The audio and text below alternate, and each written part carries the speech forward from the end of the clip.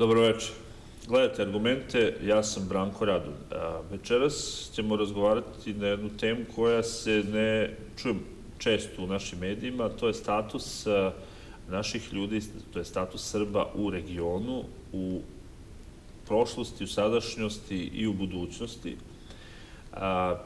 To je pitanje koje je bremenito teškim problemima, pre svega onim ratnim 90-im, kada je veliki broj ljudi, više od pola miliona, došao ovde, da kažemo, nateran iz Hrvatske, iz Bosne, ali i iz Slovenije, iz drugih prostora. Znači, imaju status i izbeglica, prognanih ljudi koji su morali da napuste svoje kuće, svoje domove, gde su živjeli vekovima. Oni su na neki način nevidljivi narod, nevidljiva zajednica u Srbiji koja se ne vidi često mnogo. Imamo uvijek priča o nekim manjinama, a to je jedna zajednica koja nije toliko vidljiva, iako je brojna i utiče, da kažemo, kao vitalna zajednica i u društvenom i ekonomskom životu. Naš gost večeras je gospodin Miodrag Linta, predsjednik Saveza Srba iz regiona. Dobro večer. Dobro večer i hvala na pozivu. Znači, večeras ćemo o tome pričati. Pogledat ćemo sad prilog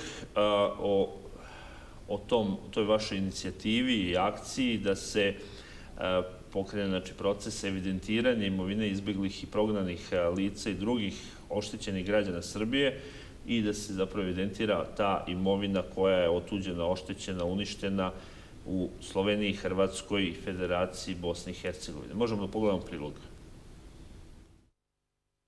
Cilj najnovije kampanje Saveza Srba iz regiona je evidentiranje otuđene, oštećene, uništene ili neadekvatno prodate ili razmenjene imovine Srba u Sloveniji, Hrvatskoj i Federaciji BiH. Ova kampanja će trajati do 15. marta 2016. i kako to napominju u ovoj asocijaciji, cilj je da što više ljudi popuni obrazac na sajtu Saveza Srba iz regiona. Evidentiraće se kompletna pokretna i nepokretna imovina u 6 kategorija. Uništena, oštećena imovina, imovina otete raznim falsifikovanim ugovorima, zatim neadekvatno prodana, neadekvatno razmenjena i neadekvatno obnovljena imovina. Svako će moći da u obrascu opiše svoj slučaj. Ako je neko, na primjer, neadekvatno razmenio ili prodao kuću, moći će da opiše svoj slučaj. Kada se završi kampanja, u Savezu Srba iz regiona kažu da će pozvati sve relevantne stručnjake da naprave analizu, a posle toga i izveštaj koji će biti preveden na engleski jezik. Ovaj izveštaj će biti prosleđen svim relevantnim međunarodnim organizacijama, Ujedinjenim nacijama, Evropskom parlamentu, Evropskom savetu, Evropskoj komisiji, Savetu ministara Evropske unije i OEBS-u. Poslednji popis urađen je 1996. godine, a tek 2001. urađen je izveštaj na osnovu tog popisa. Međutim, umesto da država izveštaj iznese međunarodnoj javnosti, on je stavljen u fioku. Tada je obrazac popunilo 68.000 domaćinstava. Prema nezvaničnoj proceni, samo porodice prognane iz Hrvatske oštećene su za oko 30 milijardi dolara. Čuli smo ovaj prilog o statusu prognanih Srba, izbeglih Srba sa područja Hrvatske, Slovenije i Bosne i Hercegovine. Vi ste predsjednik Saveza Srba iz regiona, tako? Jeste. Otkud taj savez? Zašto tek sad zapravo? Mislim, bilo je sigurno mnogo pre potrebe za tako nečim da se zapravo udruže. To je neka vrsta koalicija udruženja izbeglica u Republici Srbiji, to su koalicija različitih udruženja, ali tako, to je? Da vam pojasnim, znači u prethodnom periodu ja sam bio na čelu koalicije udruženja izbeglica. To je krovna organizacija više desetina izbegličkih i zavičajnih udruženja koja je osnovana 2008. godine i koalicija udruženja izbeglica se bavila klasičnim pružanjem pravne i informativne pomoći našim zemljacima. Međutim, smatrali smo da je potrebno otići korak dalje, da, nažalost, ti brojni problemi koje postoje se ne rešavaju i nakon niza konsultacija sa članicama koalicije, sa našim zemljacima, donijeli smo odluku da osnujemo Savez Srba iz regiona. To će biti jedna vrsta političke organizacije koja će okupljati građane Srbije koji su rodom i porijeklom sa područja bivše Jugoslavije, prije svega sa područja današnje Hrvatske, Republike Srpske i Federacije BiH, ali i sve druge zainteresovane građane. Šta je cilj Saveza Srba iz regiona? Na prvom mjestu jeste naša namjera da doprinesemo da se pitanje gotovo 2 miliona Srba koji žive u 8 država regiona u Srbiji definiše kao državno i nacionalno pitanje. Smatramo da je potrebno obratiti još veću pažnju vezano za opstanak naših ljudi na svojim vjekovnim područjima, jer nestankom tih ljudi smatramo da će Srbija značajno oslabiti. I zbog toga mislimo da bi jedno od državnih nacionalnih pitanja, pored pitanja Kosova i Metohije, pored pitanja ekonomskog razvoja Srbije, pored pitanja evropskih integracija, pored pitanja demografije, bijele kuge i tako dalje, da bi ovo pitanje moralo biti visoko na listi prioriteta u javnosti Srbije i u državnoj i nacionalnoj politici aktualne, odnosno svake vlasti u Srbiji. Drugo, samo pitanje, zašto se to do sada nije desilo, da pitanje statusa tolikog broja ljudi i oni koji su morali da izbegnu, da napuste svoje kuće i oni koji su ostali, nije postalo, tako da kažem, važno državno i nacionalno pitanje? Pa mislim da od 5. oktobra 2000. godine pa sve negdje do 2012. godine dosovske vlasti su vodile politiku lažnog pomirenja prema zvaničnom Sarajevu, prema zvaničnom Zagrebu. Šta je to značilo? Znači, prvi plan je isticana normalizacija odnosa, pomirenje, odnosi međusobnog poštovanja i uvažavanja, a u drugome planu su stajeni pitanja realna... Gurali su po tepih. Apsolutno. U drugoj plan su stavljena realna ljudska prava proteranih, stotina hiljada proteranih Srba. Reću samo u najkrećem, sa područja današnje Hrvatske proterano je oko pola miliona Srba, sa područja Federacije BiH proterano je također oko pola miliona Srba. Znači imate milion Srba koji su proterani u periodu 1991-1995. godina i naravno imamo preko 200.000 interrasnih lica sa Kosova i Metohije. I gdje su ti ljudi? Oni su dobrim delom otišli negdje na zapad, neki su došli u Srbiju, neki... Da li imate neke statistike koliko je ljudi... Jeste. Otprilike, znači, na području Srbije živi gotovo pola miliona proteranih Srba. Vi često čujete u javnosti informaciju da u Srbiji imate oko 50-60 hiljada izbjeglih lica. Naravno, to je onaj mali dio koji dalje ima formalno pravno izbjegličku kartu. Velika većina njih je u prethodnih 20 godina izgubila izbjeglički status i sada imaju državljanstvo Srbije, lične karte Srbije i oni su formalno pravno kao i svi drugi državljani Srbije. Realno to je brojka oko pola miliona. Veliki broj njih je otišao također, preko 100.000 otišao je u treće zemlje, znači Amerika, europske zemlje, Australija, Novi Zeland i tako dalje. Jedan dio se vratio u Hrvatsku, vratio se u Federaciju BiH, jedan dio je nažalost umro u prethodnih 20 godina. Uglavnom, ono što je suština u svemu tome, velika većina njih nije povratila svoja imovinska, stečena i druga oduzeta prava koje su imali do 90. godine. Upravo drugi cilj našeg Saveza Srba iz regiona, pored ovoga prvoga, jeste da pokušamo doprinijeti da se otvori stalni dijalog na relaciji zvanični Beograd, zvanično Sarajevo, zvanični Zagreb, zvanična Ljubljana o pronalaženju pravičnog i trajnog rješenja problema imovinskih i drugih stotina hiljada proteranih Srba. Na trećem mjestu i treći cilj Saveza Srba iz regiona jeste da pomognemo rješavanju problema proteranih Srba u procesu integracije u Srbiji. Znači onaj dio koji je ostao, to je gotovo pola miliona, imaju ključni problem. Jedan značajan dio njih nije riješio ključno pitanje integracije, to je pitanje stanovanja.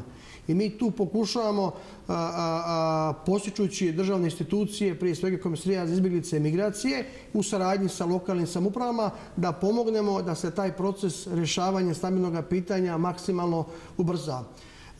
Također, jedno od naših ciljeva jeste da pomognemo rješavanje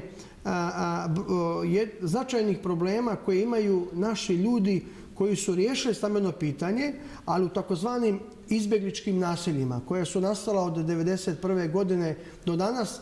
Dobar dio tih naselja se suočava sa raznim problemima oko infrastrukture, komunalnih problema, pitanje regulisanja stanja u katastru i tako dalje. I konačno, apsolutno smatramo da je značajno da se očuva pluralizam i pluralistički karakter srpske kulture. Ti ljudi sa područja Federacije BiH, sa područja Hrvatske imaju specifičnu tradiciju, specifične običaje.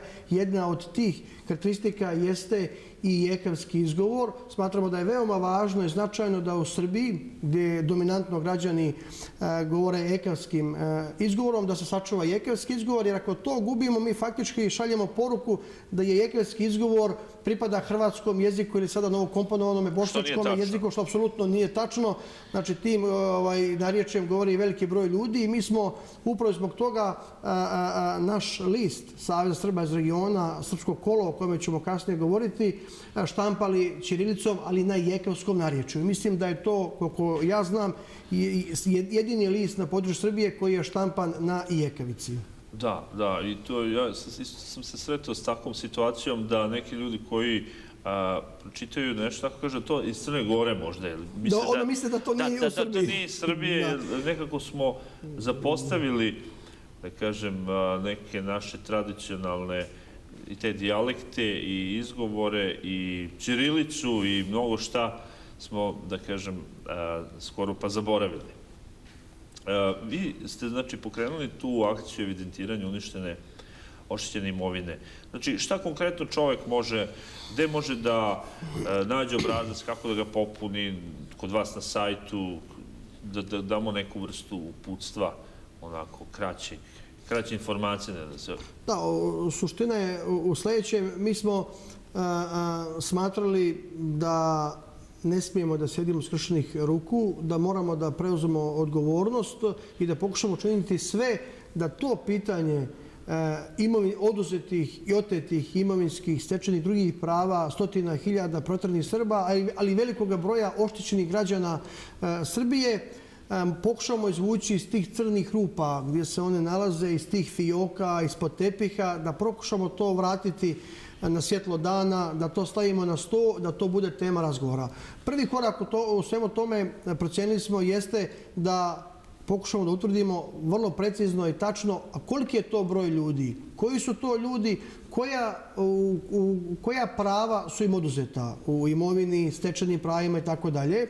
Akcija evidentiranja uništene, oštećene, otete imovine, neadekvatno razmenjene, prodane ili obnovljene, je počela 15. decembra ove godine, trajeće 3 mjeseca do 15. marta 2016. godine. Mi smo se odlučili za noviju varijantu evidentiranja. Znači, nemamo štampani obrazac, nema ručnog popunjavanja. Naš obrazac se nalazi na sajtu Saveza Srba iz regiona. On glasi www.ssr.org.rs. Mislim da će ga gledalci vaše emisije moći vidjeti i na ekranu. Znači, kada dođu na naš sajt, imaju jedno pozivno pismo gdje smo objasnili razloga zbog čega smo krenuli u akciju. Ispod toga se nalazi obrazac. Obrazac ima 22 pitanja i on u velikoj mjeri je veoma sličan obrazcu iz 1996. godine, kada je tadašnje Savezno ministarstvo pravde SR Jugoslavije vršilo popis tadašnje imovine.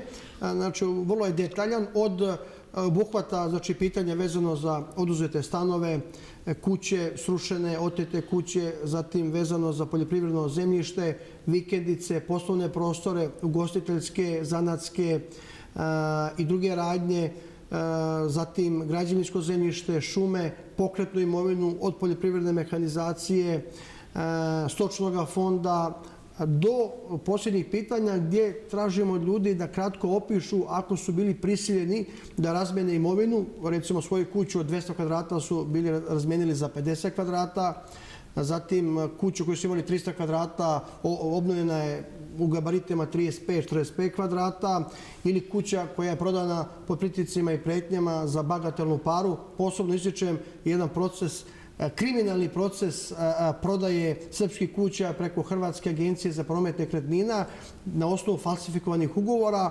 Imali ste recimo sistem gdje ste imali uvezane ljude iz agencije za promet nekretnina u Zagrebu. Imali ste nekakve naše advokate koji su bili s njima u dilu.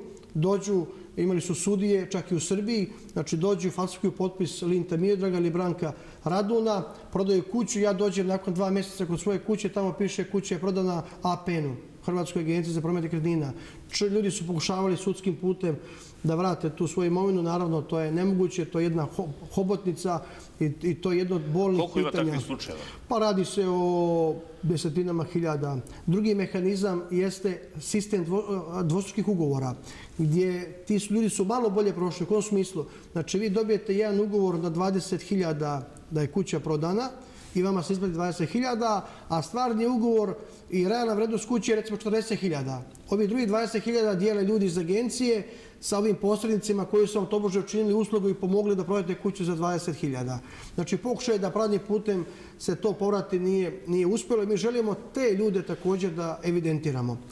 Kada završi proces evidentiranja naše imovine, mi ćemo angažovati najrelevantnije stručnjake iz pravne i drugih oblasti da naprave jednu temeljnu analizu tih popunjenih obrazaca, da ih usporede sa obrascima iz 1996. godine. Kada završe tu analizu, na osnovu toga će se uraditi jedan izvještaj sa tačnim, egzaktnim podacima koliko je to srušenih kuća, koliko je to stanova, koliko je to drugih objekata, nepokretna imovina ili pokretna imovina i tako dalje. I taj ćemo izvještaj prevesti na engleski jezik.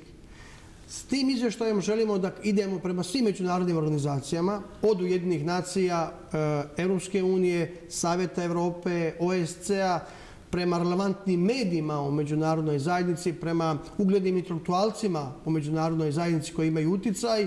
Šta je cilj? Cilj je pre svega da probamo, da apelujemo na Europsku uniju i njene institucije, kao što su Europski parlament, Europski savjet, Savjet ministara spoljnih poslova, Europska komisija, da se zainteresuju za ta pitanja, da kažu, pa zaista, evo vidimo, ovdje su konkretni relevantni podaci. A proces je recimo u sudu u Strasburu, da li bi se to ću reći malo kasnije. Kada se to završi, znači očekujemo da evropske institucije samo zatraže od zvaničnog Zagreba, Sarajeva i Ljubljane da prihvate da se otvori stalni dijalog. Da temelj toga dijaloga bude ovaj izvještaj koji će biti zasnovan na preciznim tačnim podacima i da se kroz taj dijalog pokuša pokrenuti rješavanje makar dijela tih brojnih nerješenih pitanja. Smatramo da jedino političkim putem je moguće otvoriti ovaj proces koji je faktički potpuno zatvoren. Zbog čega? Zato što pravnim putem, nažalost, oštećeni građani ne mogu stvoriti svoje prava. Daću vam jedan primjer. Vama je srušena kuća. Evo daću primjer jedne porodice iz Zapadne Slavonije, porodica, to su Dušan i Ana Kundak. Oni su imali kuću u Lipiku od 200 kvadrata, imali su kuću na moru u Filip Jakovu od 100 kvadrata. Njima je kuća minirana i u Lipiku i Filip Jakovu i oni su posle 1995-1996. godine ove posrata su krenuli u sudski proces protiv države Hrvatske tražeći novčanu naknadu za uništenu imovinu u klasičnim terorističkim akcijama od strane pripadnika hrvatskih oružanih snaga. Izgubili su sudske sporove na opštinskom sudu, na županijskom sudu, na Vrhovnom sudu i na Ustavnom sudu. I onda su se ponadali, nakon 7-8 godina pravne bitke, gubitak živaca, para, plaćanje advokata i tako dalje, da će pravdu ipak ostvariti na Europskom sudu za ljudska prava u Strasburu. Međutim, što se desilo?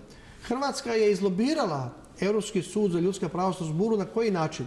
Hrvatski sabor je ratifikovao Europsku konvenciju za zaštitu ljudskih prava i osobnih sloboda novembra 1997. godine. Europski sud staje na jedno sramno, skandalozno stanovište da tužbe koje dolaze iz Hrvatske i u kojima se tretiraju događaji prije ratifikacije Europske konvencije za zaštitu ljudskih prava u Hrvatskom saboru, a to je, ponavljam, novembar 1997. godine, sud se neće izjašnjavati. Neće uzeti u obzir. Sve što se desilo protivnim Srbima desilo se do 1996. 5.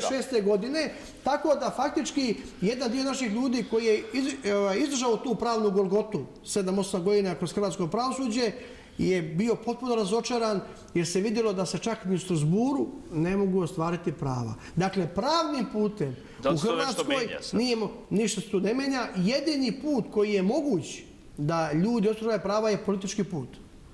Znači da Europska unija, pre svega Europska komisija, Europski parlament inzistira da Hrvatska prihvati dijalog vezano za rješavanje ovih problema. Zašto smo mi krenuli, koji je glavni razlog zašto smo krenuli evidentiranje ove imovine? Mi da smo uzeli ove podatke iz 1996. godine i da smo njih poslali u Brisel, u Strasbourg, u New York i tako dalje, Hrvatski mogli reći sljedeće: dobro, to je tačno, bilo 1996. godine, ali mi smo sve to riješili do 2015. godine.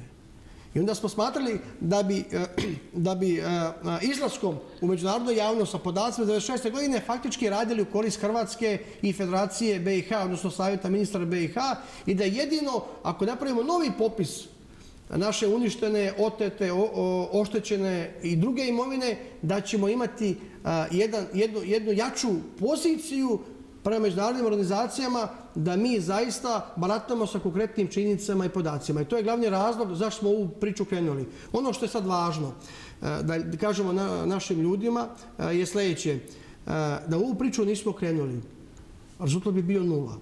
Sada imamo šanse 20%. Ja to kažem. Taj će se procenat povećavati ako se popiše što veći broj oštećenih građana. Ako obrazac popuni 1000 ljudi ili 2000 ljudi, šanse su minimalne. Ako bi taj obrazac popunilo 20, 30, 40 hiljada ljudi, to dobija onda na političkoj težini. Šta je važno još da... Kako da motivišete ljude? Znači, šta je što važno za taj obrazac? Obrazac se odnosi na jedno domaćinstvo. Znači, dovoljno je da jedan član domaćinstva iz 1991. godine iz Hrvatske, iz Federacije BiH i Slovenije popuni taj obrazac. Ako je živ nosilac domaćinstva iz 1991. godine, nek ga on popuni. Ako je, ne daj Bože, nosilac domaćinstva umro ili je poginuo u ratu, dovoljno da ga popuni jedan od članova domaćinstva. Supruga, sin, ćerka, snaja, zet. Ako je, ne daj Bože, su svi stradali, da ga popuni unuk ili blizak rođak, važno nam je da svako domaćinstvo srpsko prije početka rata, koje je postojalo na području Hrvatske, Federacije BiH i Slovenije, popuni taj obrazac. Kako je motivisati ljude?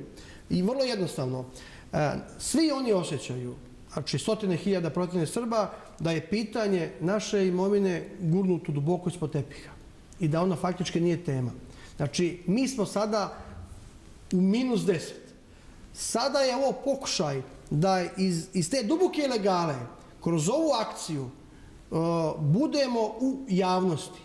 Da po pojavanju obrazaca zainteresujemo pre svega medije, da zainteresujemo političke državne institucije, da oni kažu: aha, pa taj problem zaista postoji. I sada od nas će zavisiti, i zato ja apelujem na sve naše zemljake i sve oštećene građane da masovno se odazovu na ovaj popis, da popune taj obrazac.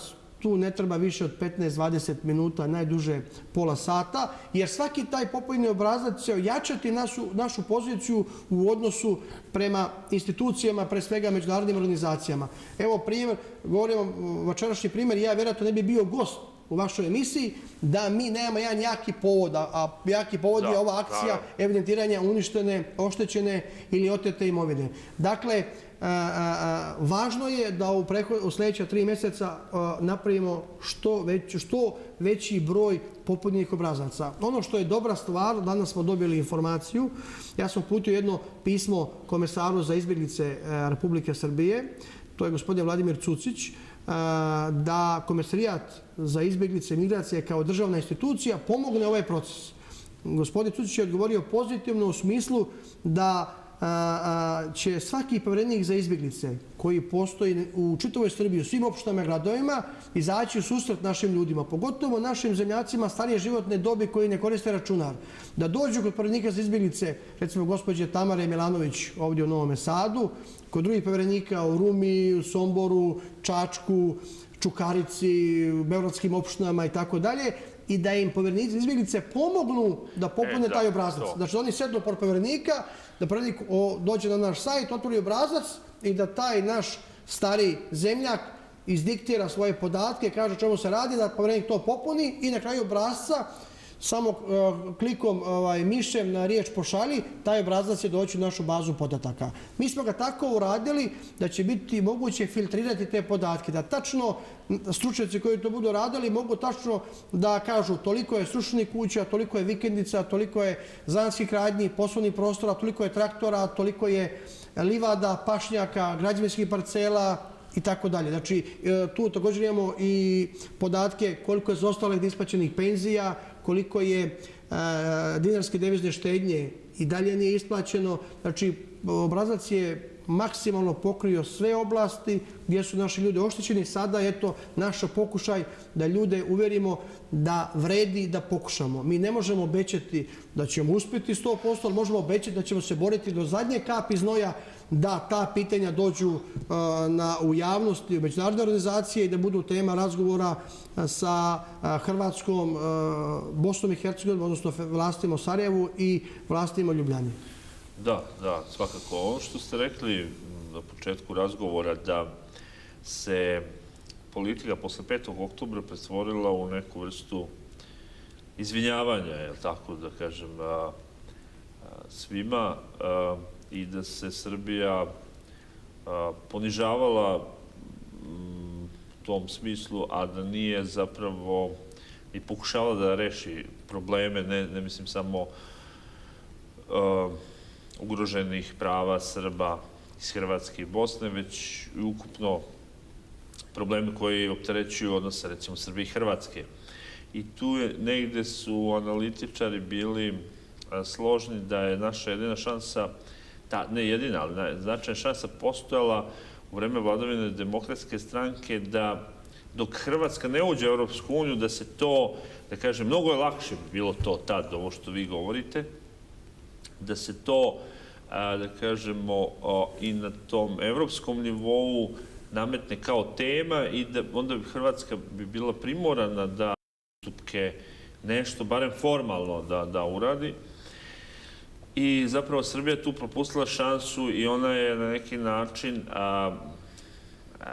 dala svoj blagoslov Hrvatskoj time što nije ništa pokretala da uđe u Evropsku uniju, a pritom će znamo Evropska unija sasvim drugačije tretirati neko ko je član Evropske unije u odnosu na neko ko nije član i vidimo i sad kako Hrvatska tretira Srbiju, da kažem da će na tom putu evrointegracije Hrvatska uvek gledati da pravi neke probleme, da ucenjuje, da vrši neku vrstu pritisaka i ucena sa ciljem da se i dalje ti, da kažemo, značajni problemi negde ne potegnu. I tu još postoji jedan pritisak i od Evropske unije i Sjedinjenih Američkih Država da se te stvari baš preterano, barem je on postojao posle 5. oktobra, da Srbija negde kao da nema pravo da pokreće te teme. Znači, jednostavno, i neko ko je nešto i rekao i pokušao, bio je učutkan da to suviše, da kažemo, maltene drsko s naše strane, što tražimo da se na neki način reše ta imovinska penzija, na primjer, ne samo oteta, otuđena, oštećena, uništena imovina, već i druge stvari koje zapravo ulaze u taj korpus štete koje su Srbi preživjeli u tim 90. godinama. Ono što me zanima, kakva je vaša saradnja sa državnim institucijama, sa gradom Novim Sadom, sa različitim državnim institucijama? Pa ono što mi pokušavamo, i ja lično i kao narodni poslanik i zamjenik predsjednika odbora za dijasporu i Srbe regionu Skupštine Srbije, jeste da stalno postičemo nadležne državne institucije da rade svoj posao. Rekao sam, jedno od naših ciljeva jeste aktivna pomoć našim zemljacima koji su 20 i više godina podstanari ili žive u teškim uslovima, da se to njihovo pitanje što prije riješi. Žalosna je činjenica da vlasti posle 1995. godine i posle 2001. godine nisu na tom polju činile daleko više. Šta smo mi predlagali daleko prije? Dajte tim našim nesrećnicima koji su protjerani, koji su izgubili sve, dajte im posudite 20.000 maraka da kupe svoju kuću. Umjesto da plaćaju 100-150 maraka ili sada evra nekome vlasniku kuće, on će vraćati te pare svojoj državi Srbiji. Znači za tih 15-20 godina svako je bi otplatio, znači nisu naši ljudi tražili ništa besplatno, samo su tražili da im kao majka ili brat neko pomogne, posudi pare, da ne bude likvarska kamata i on će to narednih 15-20 godina vratiti. Mi sad imamo, nažalost, naše ljude koji su faktički kroz kiriju dali 20-25 hiljada evra, a da im je to neko dao na početku, oni bi sada bili vlasni svoje kuće. Ono što je dobro... Ili podjela placeva. Ili podjela placeva. Ja hoću da kažem da je u tom planu učinjen jedan značajan korak napred u posljednjih nekoliko godina. Formiran je takozvani regionalni stambeni fond. To je jedan regionalni stambeni program čiji je cilj da se riješe stambeni problemi oko 17.000 izbjegličkih porodica u Srbiji kroz 4 modela. Prvi model jeste izgradnja stanova, drugi model jeste kupovina seoskih imanja, treći model jeste da porodice koje imaju svoje placeve, da im se dodijele montažne kuće i četvrti model jeste da porodice koje su počeli da grade svoje kuće, ali nemaju sredstava da ih završe ili žive u trošnim starim kućama, da dobiju paket građevinskog materijala da završe taj svoj stambeni objekat i da mogu u njemu da žive. Što se tiče, pošto gostujem i vašoj televiziji Novotska TV, želim posebno da istaknem kao pozitivan primjer aktualnu gradsku vlast u Novom Sadu, posebno gradonačelnika Miloša Vučevića, i to je prva vlast u Novom Sadu faktički od završetka rata u Hrvatskoj BiH 1995. godine, koja je pokazala senzibilitet i iskrenu želju i volju da pomogne rješavanje ovoga teškoga i ključnog pitanja integracije stambenog pitanja. Na koji način? Grad Novi Sad je dao jednu parcelu u naselju Veternik za izgradnju 276 stanova. Grad Novi Sad će opremiti tu parcelu sa svom potrebnom komunalnom infrastrukturom, neophodnim papirima, upotrebnom građevinskom dozvolom i tako dalje. Upravo ovih dana očekujemo da Komesarijat raspiše javni poziv za izbor 276 porodica. Kada se izaberu te porodice, onda će početi gradnja 276 stanova. Taj proces treba biti završen negdje do kraja 2017. godine. Pored toga, na moju molbu, gradonačelnik... A kako se finansira izgradnja stanova? Znači, postoji taj regionalni stambeni program. Znači, to je program pri Banci za razvoj Savjeta Evrope, gdje su donatori najveća Evropska unija, SAD, Njemačka, Velika Britanija dali donatorska sredstva za rješavanje stambenih pitanja protjeranih lica ne samo u Srbiji, nego i u regionu, i na području BiH, na području Hrvatske.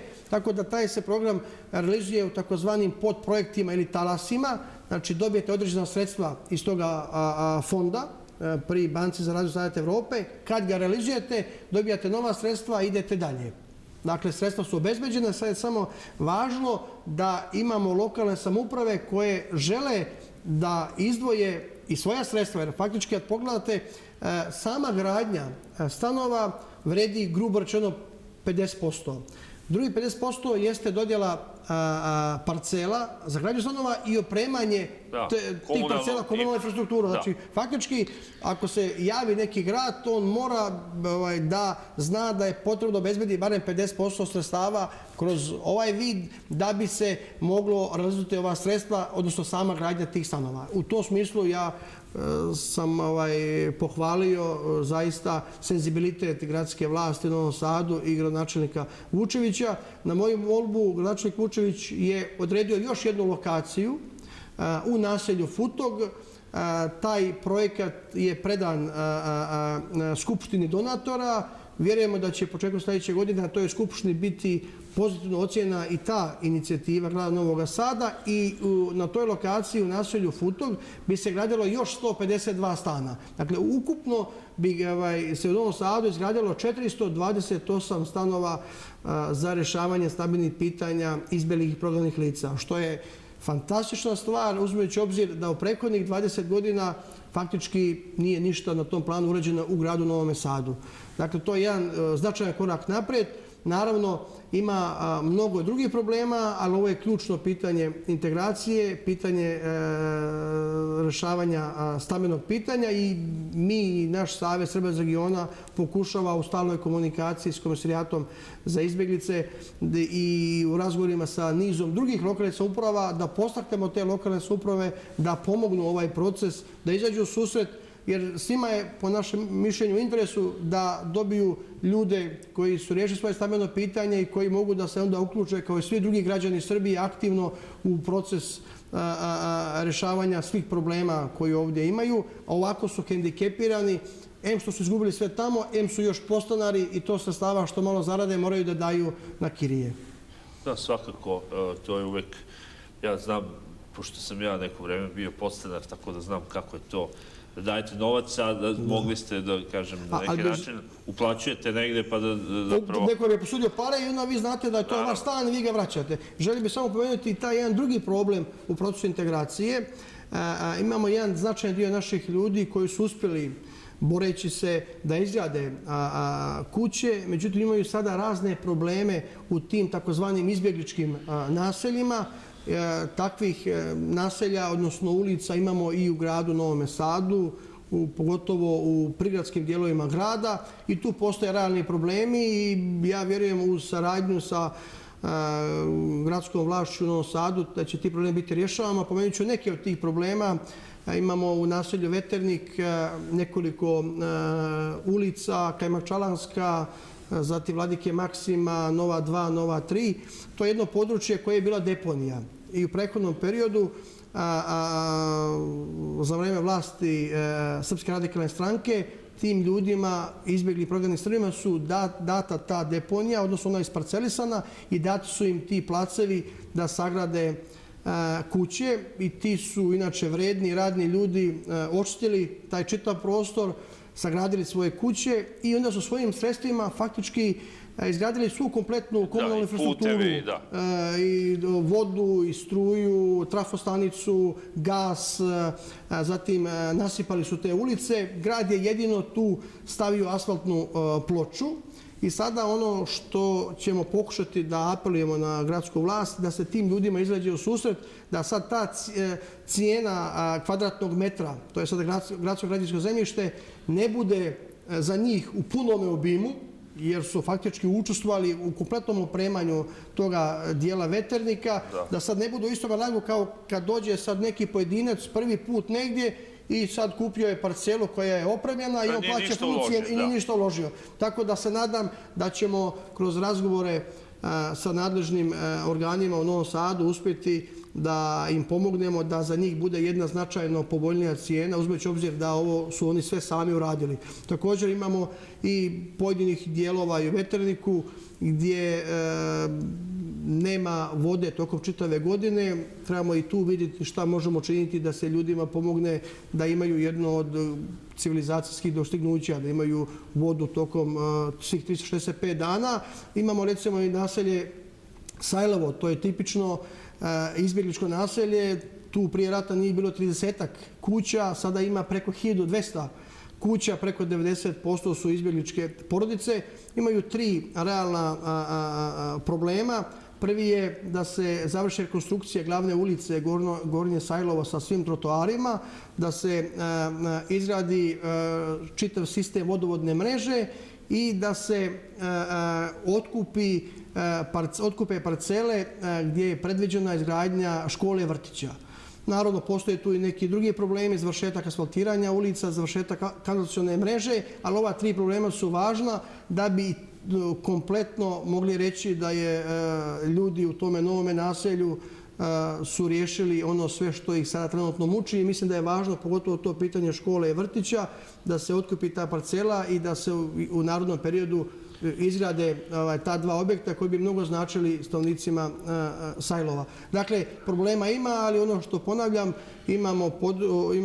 vidimo senzibilitet i iskrenu želju institucija grada Novog Sada da pomognu, pored svih drugih brojnih problema s kojima se grad suočava, pomognu i rješavanje ovih problema u procesu integracije naših zemljaka koji su protjerani sa svojih vjekovnih područja. Da, kad se govori o statusu Srba u regionu, često samo neke incidentne situacije privuku pažnju javnosti kao lomljenje tabli, ćiriličnih natpisa u Vukovaru i još nekim mestima ili, ne znam, ako nekom ko je turista na Hrvatskom primorju, ne znam, unište auto ili izbuše gume ili tog tipa. Znači, samo neki incidenti ulaze u žižu javnosti, ako neki fizički napad, a zapravo imamo jedan ogroman prostor događaja i procesa koji su izuzetno nepovoljni po Srbe u regionu, u smislu da oni koji su prognani ne mogu da se vrate, da ne mogu da ostvare svoje prava, da oni koji se pokušaju vratiti budu uhapšeni, da im nameštaju suđenja, i da čak ljudi koji nisu imali uopšte veze sa ratom, nisu uopšte bili u vreme rata na tom prostoru, bivaju optuživani da su učestvovali u ratu i da su ne znam šta uradili. I to je nekako kao poput, recimo, Olivera Ivanovića na Kosovu. Eto, i to je ista situacija da čovjek koji se možda i najviše zalagao od Srba na Kosovu za mir, pomirenje, za dogovor sa Albancima.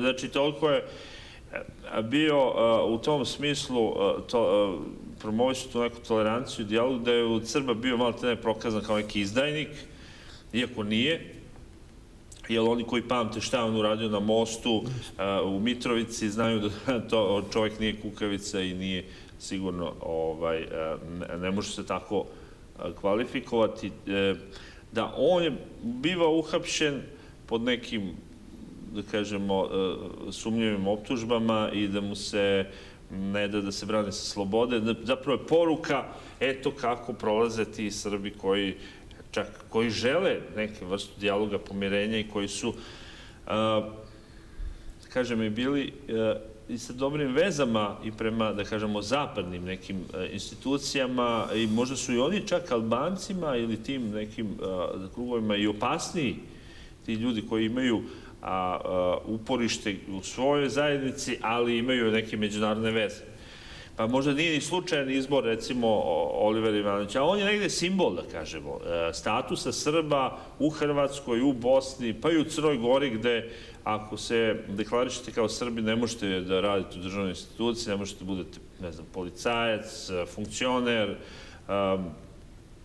Jednostavno, ja kad sam bio na Crnogorskom primorju u Herceg Novom, bio sam kod jedne gazdarice starije žene, ona mi je rekla, mi šaljemo decu u Beograd i Novi Sad i govorimo im, ostanite tamo, nemojte se ovde vraćati, jer ne možete ovde biti, ili idite negde na zapad. Nemojte uopšte da živite u Crnoj Gori, mi ćemo prodati našu kuću, daćemo vam pare i da jednostavno nema života za nekoga ko u Crnoj Gori, u kojoj kao nemam, da kažemo, u odnosu na ono što se dešava u Hrvatskoj ili u Bosni, nema takvih, da kažemo, nije bilo ni ratnih sukoba, nema ni tih drastičnih kršenja ljudskih prava, ali očigledno tamo je proces neke vrste segregacije, asimilacije, Tako da situacija je dosta teška i s Srbima u Makedoniji. Kako vi vidite situaciju, da kažemo, status Srba u ovom momentu u regionu, to jest u bivšoj Jugoslaviji? Pa možemo, nažalost, da konstatujemo jednu surovu činjenicu da je položaj Srba u državama nastali na području bivše Jugoslavije dodatno pogoršan posljednjih godina. Najteža i najdrastičnija situacija naravno jeste na području Hrvatske Federacije BiH, gdje su Srbi doživjeli progon, etnička čišćenja, uništena im je imovina. Srbi u Hrvatskoj, Srbi u Federaciji BiH su građani drugoga reda. Njihov glavni problem jeste sistematska diskriminacija od strane nadležnih državnih i regionalnih vlasti, ali diskriminacija u dijelu zakonodavstva. Hrvatska je 2002. donijela neobičan zakon. To je Ustavni zakon o pravima nacionalnih manjina koji je donijet kvalifikovanom većinom i koji srpskoj zajednici garantuje dve ključne stvari. A ravnopravnu upotrebu srpskog jezika i ćirilice u svim onim opštinama i gradovima gdje je učešće Srba preko 33% u stanovništvu. Prema posljednjem popisu stanovništva u Hrvatskoj iz 2011. godine imamo 19 opština i 2 grada, poznati Vukovar i Vrbovsko u Gorskom Kotaru, gdje je učešće Srba preko 1/3 ukupno stanovništvo tih lokalnih samouprava. Nažalost, od toga proklamovanog obaveze Hrvatske da omogući upotrebu ćirilice srpskog jezika nema faktički u praksi ništa. Mi nemamo ni dvojezične nazive ulica, naselja, mjesta. To je urađeno samo radi, kažemo, pro forme, zbog Evropske unije. Apsolutno. Druga važna odredba u tome ustavnom zakonu jeste garantovanje da se Srbi zapošljavaju u javnim preduzećima, u organima državne uprave i tako dalje. Zakon kaže ako je učešće Srba na nivou županija preko 5% u stanovništvu, da će biti proporcionalno zaposleni, a na nivou opština i gradova preko 15%. Daću samo jedan primjer. Od 20 županija na koliko je podijeljena Hrvatska, u 10 županija učešće Srba je preko 5%. I tu upotrebe srpskog jezika i ćirilice faktički u praksi nema. Nažalost, ovo što ste govorili u vašem komentaru, umjesto da su dosovske vlasti samo inzistirale u međunarodnim organizacijama, prije svega u Briselu, u Strasburu i u razgovorima sa Hrvatskom, da Hrvatska poštuje ono što je donio njen suvereni Hrvatski sabor, a to je garantovana upotreba ćirilice srpskog jezika i zapošljavanje Srba. I što su evropski standardi? Apsolutno od toga nije bilo ništa. Slična je situacija i u Federaciji BiH. Srbi su tamo formalno konstitutivni narod, međutim u praksi njihova se prava svakodnevno krše. Također ne mogu da se zaposle u javnim preduzećima, u organima državne i kantonalne uprave. Niti vlasti u Zagrebu, niti vlasti u Sarajevu ne čine ništa da se ekonomski pokrene razvoj tih krajeva.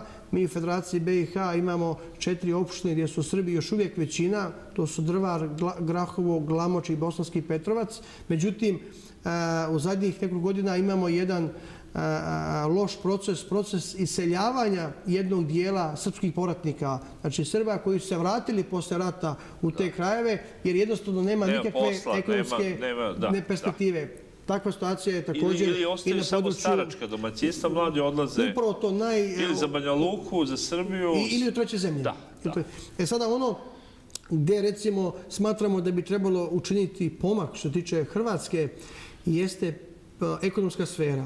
Poznata je činjenica da je Hrvatska faktički od 2000. godine u Srbiji osnovala preko 200 svojih hrvatskih firmi, da je uloženo preko 700 miliona evra hrvatskog kapitala.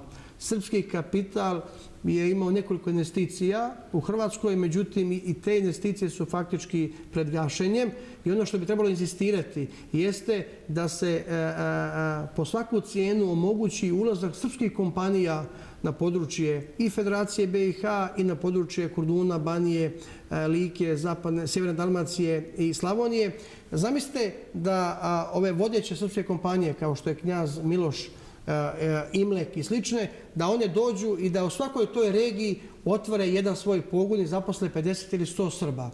Znači, vi bi prosto poslali prvo jednu snažnu političku poruku da Srbija brine o tom dijelu svoga naroda, omogućili srpskim povratnicima mlađe životne dobi da se zaposle tu, a i drugi koji se nisu zaposlili očekuju da će se nešto dešavati. Znači, trebalo bi insistirati po meni na politici reciprociteta. Znači, zamislite 700 miliona evra hrvatskog kapitala u Srbiji, a naših kapitala je otprilike 40 miliona, ali kažem, status je veoma loš i preti opasnost i da tih nekoliko investicija faktički su pred gašenjem.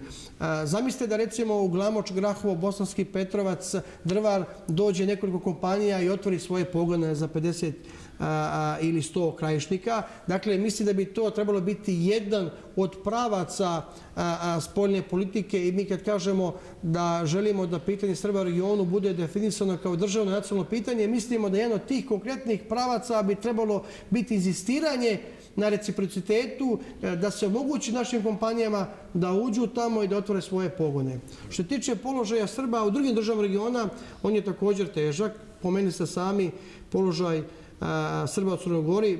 U Crnoj Gori je i škola izbačena književnost, ćirilica, srpski jezik, provodi se jedna sistematska diskriminacija i asimilacija i zaista Srbi u Crnoj Gori se nalaze u teškoj situaciji.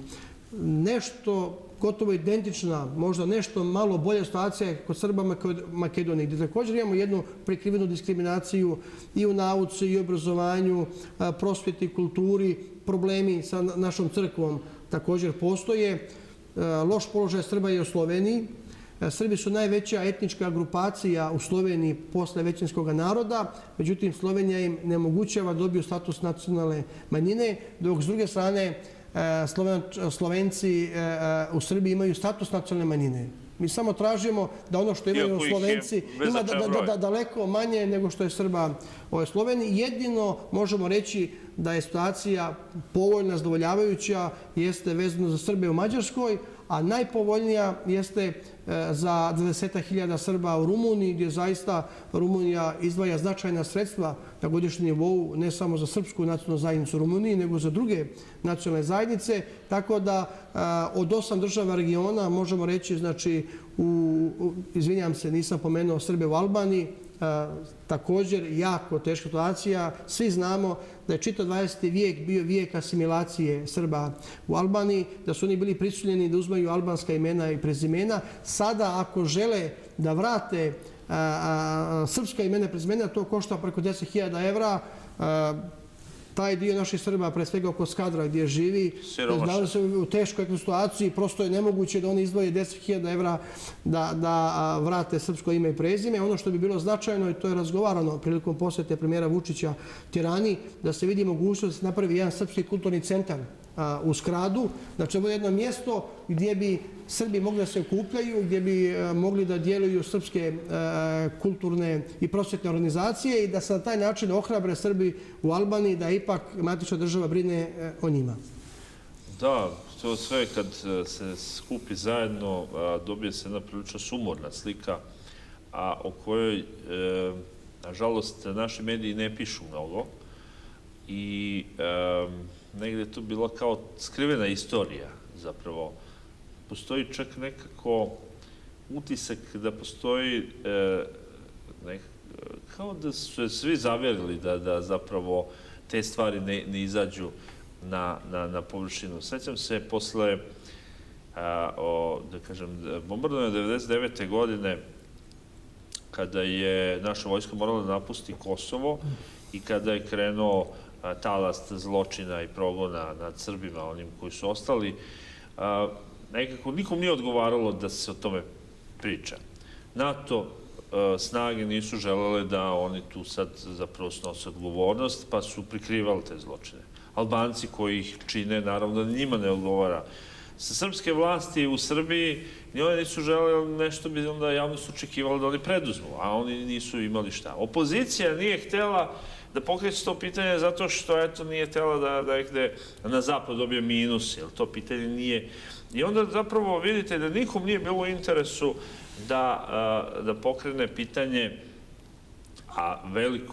velikih zločina, velikih progona. Hteo bih da vam zahvalim na gostovanju emisiji. Mi smo već tu za prilike došli tačno do kraja. Mogli smo još da pričamo dugo i o šta se dešava u tužilaštvu, šta se dešava sa kapetanom Draganom, ali to ćemo, nažalost, morate ostavimo za jednu drugu priliku. Hvala vam još jednom što ste bili gosti, što se borite za to, jer mnogi ljudi su već odustali od te borbe, nažalost. Hvala vama na pozivu i pre svega na razumijevanju ove problematike. Obojice se slažemo da je ovo veoma važno pitanje podržavanja nacionalnih interesa Srbije i da bi moralo dobiti jedno zasluženo mjesto na listi prioriteta i u zvaničnom Beogradu. Da, svakako. Hvala još jednom. Gledali ste Argumente, gledajte na svaku utorku 8:30. Laku noć.